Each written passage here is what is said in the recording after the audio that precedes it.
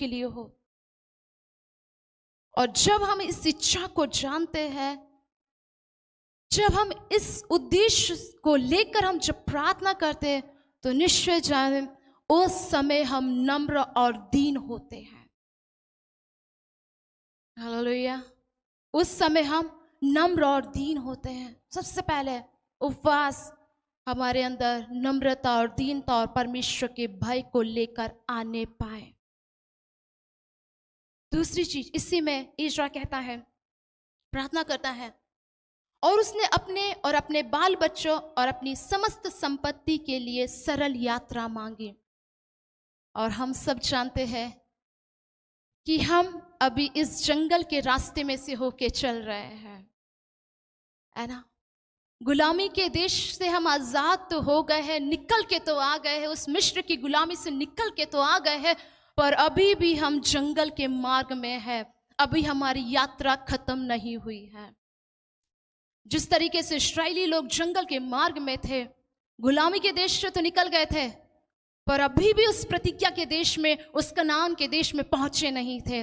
अभी भी उस जंगल के रास्ते में थे। और बिल्कुल सेम उसी तरीके से हम भी इस जंगल के मार्ग से होके गुजर रहे हैं। अभी तक हम उस प्रतिज्ञा के देश में नहीं पहुंचे, और अगर नहीं पहुंचे हैं तो हमें इस उपवास प्रार्थना में अपने बच्चों के लिए और अपनी धन संपत्ति के लिए हमें प्रार्थना करनी है।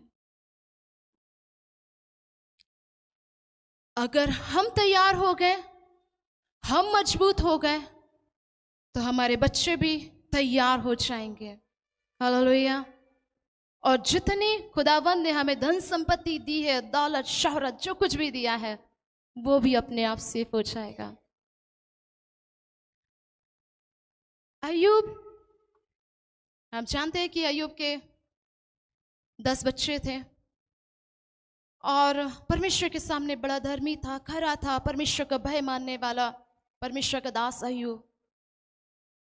उनके बच्चे आपस में भोज करते थे, बुलाते थे, उत्सव मनाते थे। और जब ये भोज उत्सव खत्म हो जाता था तो अय्यूब अपने बच्चों के लिए प्रार्थना करता था, होम बलि चढ़ाता था, पाप बलि चढ़ाता था। उसको ऐसा लगता था, अरे कहीं उत्सव मनाते मनाते, खुशी मनाते मनाते, कहीं गलती से इन्होंने पाप तो नहीं कर दिया। उसके लिए वो क्या करता था, परमेश्वर के पास जाता था, क्षमा मांगता था, ताकि उनके बच्चों के ऊपर कोई भी हानि ना आने पाए।